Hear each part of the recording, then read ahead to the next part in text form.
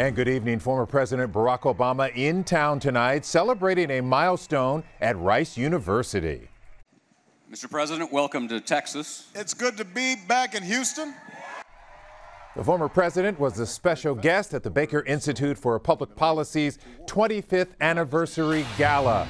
Levi Ismail is there. And Levi, this was a frank and sometimes humorous discussion between Obama and former Secretary of State James Baker. Well, absolutely, Len. The biggest takeaway from tonight, politicians need to work across the aisle more. President Barack Obama saying on stage that we need to see more civility when simply talking about politics. Joining him on stage was former Secretary of State James Baker of the Baker Institute.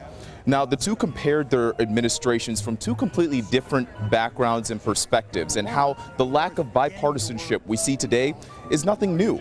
They say it's even worse today when you can pick the national news outlets that echo only your own beliefs.